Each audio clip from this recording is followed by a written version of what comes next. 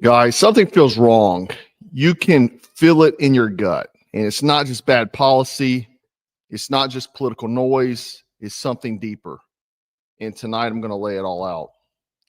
President Trump, obviously back in power, he just dropped a video titled the video Hillary Clinton doesn't want you to see. It's got, the Clinton body count on it. And really, it's a message that hits like a hammer. And they're still out there. Right? And then he follows up with a Q-coded post, a meme with a red cape, American flag, and Q plus on his collar. And it's not shared, but it was posted by him. And if you think this is just trolling, you're not paying attention. Because when Trump sends a signal like that, it means war's coming. And we're going to dive into all this tonight. Now, let's start off with Joe Biden. Came out today that he's been battling aggressive prostate cancer. Right?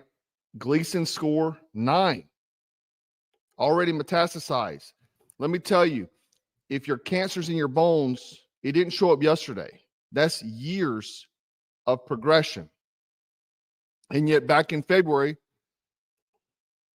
his doctor said, oh, he's fit to serve. He's healthy. No concerns. Either they were lying or they're medically freaking blind. Now suddenly it's a health crisis, and the timing, convenient? Convenient? Maybe because Trump was going to come for them. Yeah, I think a lot of us have been critical about some things being slow. Now, Trump's handling a lot of business per executive orders. We're going to talk a lot about that tonight, too, because you're going to be blown away by some things I'm going to show you. But right now, after this video just was dropped, this post shared, now today we hear that he's got metastasized cancer to the bone. Now, Donald Trump did put this up. It said, Melania and I are excited to hear about the Joe Biden's recent medical diagnosis. We extend our warmest and best wishes to Jill and the family. And we wish Joe a fast and successful recovery. Okay. Now, see, when lies, though, like Joe Biden's health falls apart, it tells you how deep the deception was running. We're not just dealing with political spin. We're dealing with a managed illusion. Years of it. Years of it. They had a puppet president. They sold him as strong, but behind the curtain, he's on freaking hormone blockers and running bone scans. And amongst the cocktails they were serving him to be able to put him in a speech. And it goes to show, a lot of us were saying they probably had actors, guys posing, wearing freaking masks. We've seen the weird mask stuff going on. It makes you wonder, though, maybe it wasn't a lie. Because if they lied about this, what else is rotting in the foundation? Now, this Trump strike I'm going to talk about is he dropped a video that rips the Band-Aid off old wounds. You may remember this right here. The temperament of Donald Trump is not in charge of the law in our country. Yeah, because you'd be in jail. Secretary Clinton. Now, he didn't put her in jail before, but maybe now. We're talking police tape, man, mystery deaths. Joe Biden was healthy yesterday, as well as Clinton body count. People were healthy yesterday, and now they're gone from mysterious circumstances. It's not random. This is a reference to the hidden Clinton body count. Watch the video. The front runner for the New York Senate seat back in 1999. Days later, his plane crashed into the Atlantic Ocean, and his rival, Hillary Clinton, was elected senator. Mary Mahoney was a Clinton White House intern. She knew enough of the inner workings of Bill's sexual advancements to be a star witness during the Clinton impeachment trials. She was brutally executed at a Starbucks she was managing in 1997. In 1993, White House counsel Vince Foster was found dead in Fort Marcy Park near D.C. He supposedly killed himself, and among a lengthy list of potential foul play, the bullet was never found. Then there's James McDougal. a key witness for White House prosecutors. He was serving his 3-year sentence for bank fraud at the Fort Worth Federal Medical Center in Texas. And just before he was to give a testimony before the grand jury, McDougal suffered a heart attack in solitary confinement. In 2015, Walter Scheib, a White House chef hired under Bill Clinton, joined the list. His body was found at the bottom of a river, nearly 2 miles from the base of the trail he was reportedly hiking. An autopsy determined that Scheib's death was accidental drowning, but he might have known too much. 27-year-old Democratic National Committee staffer Seth Rich was shot and killed in D.C. this year. There is speculation that he was the source of the controversial leaked emails allegedly sent by DNC staffers, and that he may have been murdered in retaliation. Then Sean Lucas, the lead attorney in a fraud case against the DNC, was found lying on the bathroom floor by his girlfriend when she returned home on August 2nd. His death was reported classified, pending the Classified. So this stretches back decades, if you didn't know. I'm sure most of you do, but people close to the Clintons wind up banished or deleted. And if you think this is just an internet conspiracy, ask yourself why Trump, the president of the United States, is posting this now. Not an interim. It's not a freaking retweet. He uploaded that himself and posted it. If that wasn't enough, he follows up with this meme of himself. Red cape and all, with a Q+ stamp on the collar. This is not an accident. This is what you call a flare gun, guys. That's an I see you and I'm coming. That's what this is. Now, let's shift gears a moment, because a lot of things have been popping off about the Diddy case, and there's parallels between Diddy and Epstein, okay? Diddy and Epstein. And, you know, you hear a lot of patriots say, oh, that's just spectacles. That's just, you know, they're just trying to pull your attention away. No. This is it. This is an ugly web, a thread of ugly web. And the Diddy trial has been going on. If you heard the just disgusting freaking things these people are doing. But then you have Maureen Comey, daughter of guess who? Former FBI Director James Comey, the one that just give an 8647 for Donald Trump, was one of the prosecutors on the Epstein case, and now she's on the freaking Diddy case. Let me ask you this. How does one family get placed on two of the most explosive sex trafficking investigations of the decade? 2 global scandals, 2 elite protection rackets, and 1 Comey. You want to know why nothing ever happens to these people? It's because the prosecutors are connected to the same machine as the predators. It's like letting the arsonist investigate his own fire. And the result, no arrest, no justice, just silence. Only Ghislaine Maxwell, who had no clients, but somehow she's in freaking prison. Right? It's not a distraction, but the other distraction, the scandals while you were, the other stuff going on that distracted you. Here's what they're really doing. You look at this. Let's hop over to Rhode Island. They just proposed legislation that would ban semi-auto rifles, pistols with threaded barrels, folding stock, shotguns, quote unquote military style accessories. What the frick does that even mean? And it's not about what a gun does. It's about what it looks like. Add a pistol grip and all suddenly you got a firearm of war. It's a war crime. This isn't about school safety. It's not about criminals. It's about making sure you don't have a means to resist, because they know what's coming. It's exactly that. Now they see the collapse. They know they've looted the treasury, rigged elections, and sold your rights to the highest bidder. And now they're trying to make sure when they pull the next move, you cannot fight back. Now let's shift to the FBI. New Russiagate evidence confirms what we already knew. They fabricated documents, used illegal surveillance, and tried to sabotage President Trump. They knew the Steele dossier was fake, but they pushed it anyway. And the penalty promotions, book deals, CNN gigs. And if you or I lied to a federal judge, we'd be locked in a cell under Guantanamo. But these clowns wear suits, they smile for the cameras, and they call it justice. The FBI isn't just broken, it was weaponized. They're not investigating crime anymore. They are manufacturing it. Check out this video from Dan Bongino and Kash Patel. Russiagate investigator for the House Intelligence Committee, and I've been on both your shows in a prior life talking about it, and I'm telling you and the American public that we have now found material and information and people who wanted to hide it from the world since we got in these seats. And we, as the deputy said, we are trying to do it in a fashion where not only are we informing the American public of what happened, but we can have accountability for it.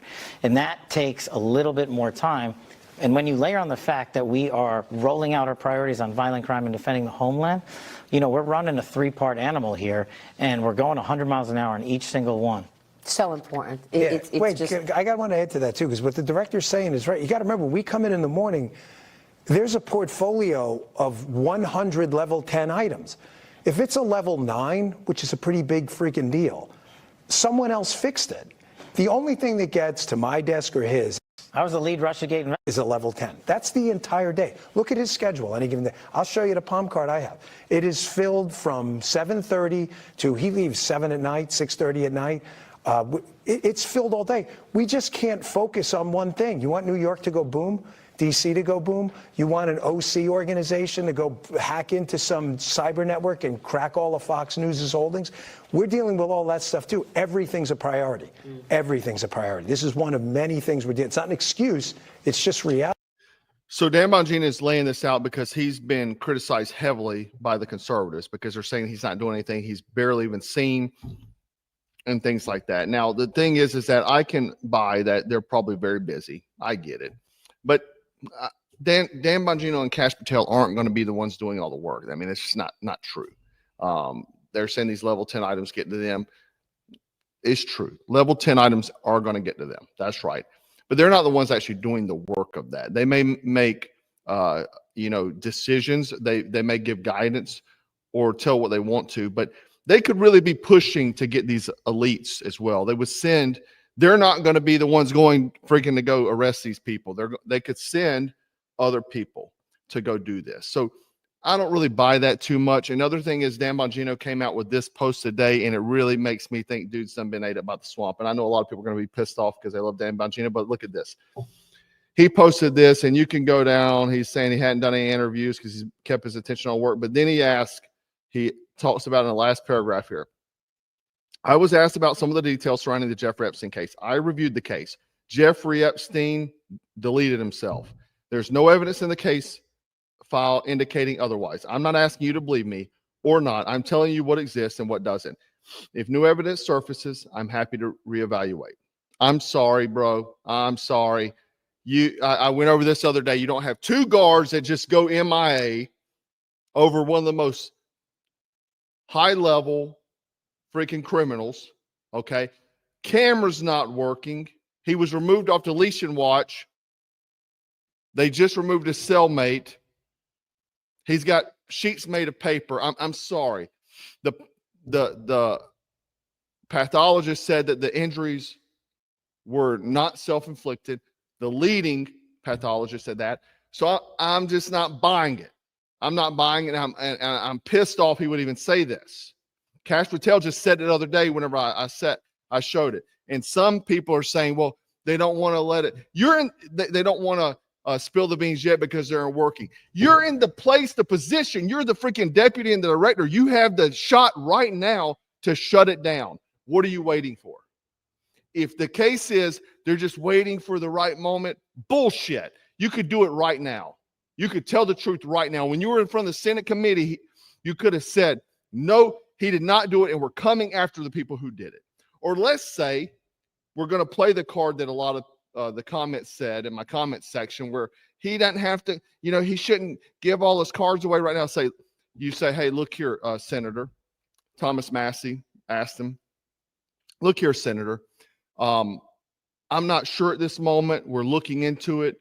And if we find out there is foul play, we're coming after those people. Or you could say, I'm not sure. I haven't looked into it completely. You don't have to come out and say, no, he did it himself. I'm sorry. I'm just, no. You're in the position now to do it. You don't freaking wait the midterms when everything's going to flip, because it will. And this flower field everybody's living in is going to be gone. It's going to be decayed. It's going to be destroyed. The thing is Trump knows it. That's why he's calling it out now. He's about to put the entire agency on blast, I believe. But here's the $1 million question. Why now? Trump is in power. He's already made moves. He signed executive orders, but the House and Senate have been limp-wristed at best. I heard Mike Johnson, I read earlier, he just signed against the cuts that Doge was doing. The deep state is still heavily embedded. The bureaucrats are playing shadow games.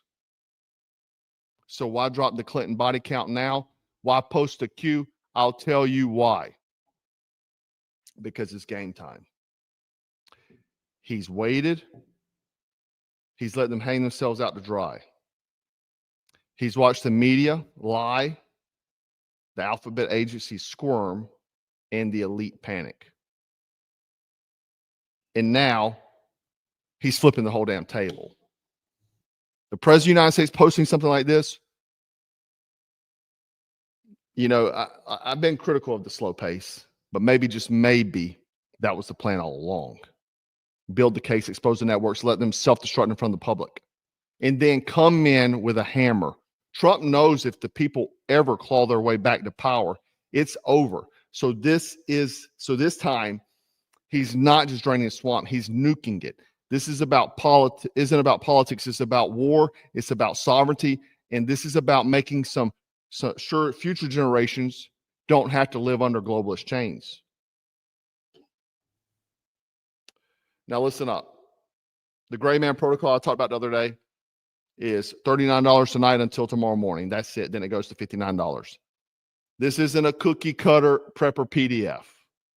It's real world tactics, disguise, surveillance, escape, observation, warrior mindset, digital tradecraft. And the feedback that we've got has been unmatched, really. Hundreds of people emailing saying how amazing the gray man protocol is. And the reason why I'm saying this is so important, because this is the beginning of the end, in my opinion. It really is. I'm a survivalist for a reason. I was a survivalist before Black Scout Survival. I didn't become a survivalist to sell things. I became a survivalist because I see the writing on the wall. And the thing is that Black Scout Survival started as a product company, but we're just getting started. We got Gray Man Volume 2 dropping soon. I'm already got that in the works. We've got live webinars on situational dominance and everything else. And then I'm creating something called the Black Scout Protocol, which is my elite personal development course. We're also building, let me back up to the Black Scout Protocol. This will come after Gray Man Volume 2, but it is completely to change lives, to build warriors. When the thing is, I mention men a lot because I'm a man, obviously, but for women too. But the thing is that when darkness stares you in the face, you look it right back and you say, not me. I'm not the one. That's what the Black Scout Protocol is going to be about. Okay. We're developing a full supplement line to build strength, focus, and endurance. And I'm not here to sell trinkets, guys. I'm here to build warriors. That is what we have to do right now. We have to. You know, that's why we're talking about doing the edge weapon combatives, combat blades with training blades, tactical doctrine. This is a movement. This is a movement, and it's growing fast. And we have to get connected. We have to build the warrior mindset, because darkness is coming. Stay frosty, stay strapped, stay dangerous. Black Scout out. 2, 3. 4, 2.